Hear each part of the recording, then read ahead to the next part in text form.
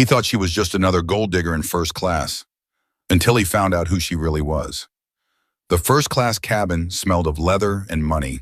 Soft conversations hummed in the background, accompanied by the occasional clink of a champagne glass. Overhead bins clicked shut as passengers settled in, adjusting designer bags and expensive watches. Nathan Kessler barely glanced up from his phone as he dropped into seat 3A, a window seat, exactly how he liked it. He exuded the kind of confidence that came from years of closing deals and sitting in boardrooms where people laughed at his jokes even when they weren't funny. He ordered a scotch before takeoff, loosening his tie as if to silently declare to everyone that he was the kind of man who belonged in first class. The flight from Dallas to Tampa was just under 3 hours. Not long, but long enough for him to enjoy the perks of luxury travel. He had no intention of working, not when there were premium drinks and the opportunity to size up the cabin.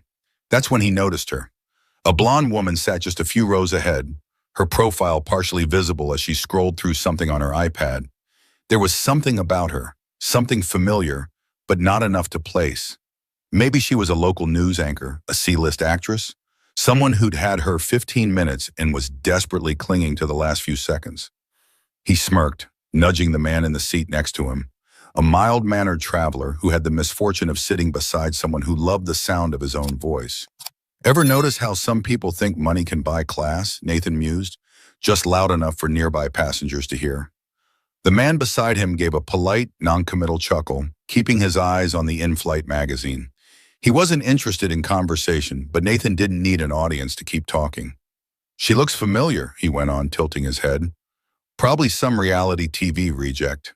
You know the type, big hair, expensive handbag, and no idea how to blend in."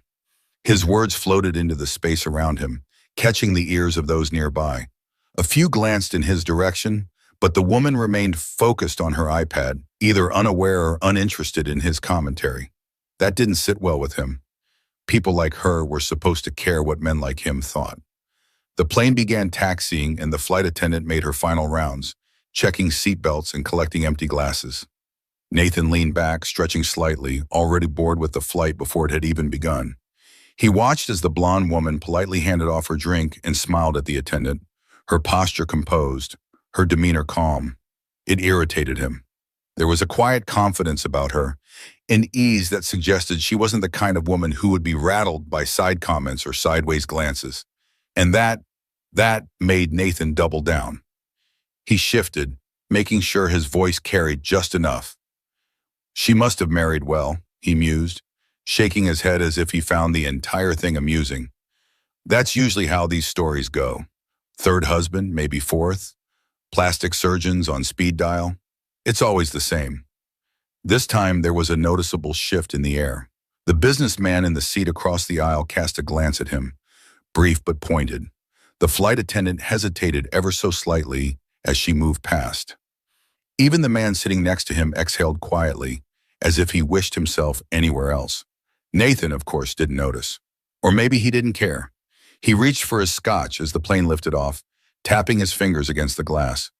3 hours. Plenty of time to entertain himself. But what he didn't realize was that his entertainment was about to come at his own expense. The plane had barely reached cruising altitude when Nathan resumed his commentary. He wasn't the kind of man who let things go, especially not when he felt ignored.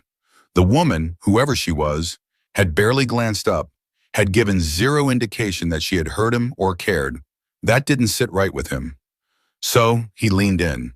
The moment the seatbelt sign blinked off, he flagged down the flight attendant with an exaggerated wave, as if he were at a bar rather than sitting in first class.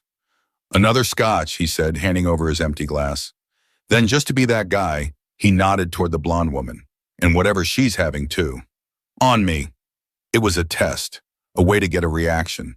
Maybe she'd laugh, shake her head, indulge him in a bit of harmless back and forth. Women like her loved attention. At least, that's what he assumed. But the flight attendant didn't so much as blink. "She's fine, sir," she said smoothly, taking his glass and moving away before he could press further. Nathan chuckled to himself, shaking his head. So she was one of those. The kind of woman who carried herself like she was better than everyone else, who acted as if she was above small talk. He turned back to his reluctant seatmate, who had opened a book in a clear attempt to avoid conversation. "You ever notice that?" Nathan said, tapping the armrest between them. "How some people walk around like they're the main character in life, like the rest of us are just extras in their little movie." The man gave him a quick glance before returning to his book. "Haven't really thought about it." Nathan grinned. He wasn't going to let this go. "I'll tell you exactly who she is," he continued, keeping his voice at that perfect volume, not too loud to be accused of being rude, but just enough for the people around him to hear. "She's the kind of woman who gets by on her last name, on favors, some senator's ex-wife maybe, or one of those lawyers who loves the camera but couldn't win a case to save her life." He let the words linger, waiting for a shift, a reaction, anything that would let him know he was getting under her skin. Nothing. The blonde woman remained composed, scrolling through her tablet like he wasn't worth acknowledging. Like he wasn't even there. Nathan exhaled sharply through his nose, adjusting his watch in irritation. This wasn't fun anymore. "Not even a glance," he muttered. "Guess she's too important for the rest of us." A few rows back, a woman in a navy pantsuit exchanged a knowing look with her seatmate. Across the aisle, an older gentleman glanced up from his newspaper, one brow slightly raised. People were noticing him now, but Nathan, in his arrogance, assumed they were on his side, that they found her just as ridiculous as he did, and that's what made him double down. He leaned forward, resting his elbow on the armrest, dropping his voice just slightly, like he was sharing some great insight. "Mark my words," he said, smirking.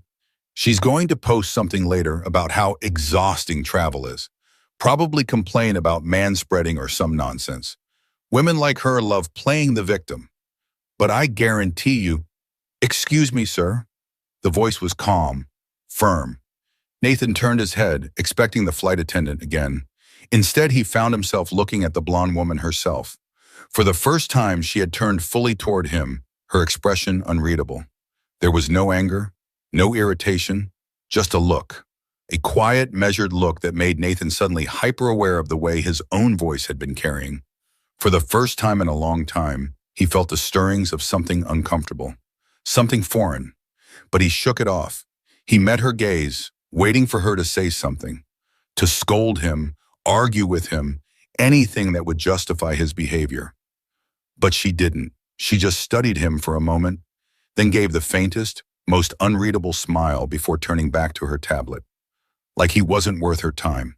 And for the first time, Nathan felt something he wasn't used to feeling.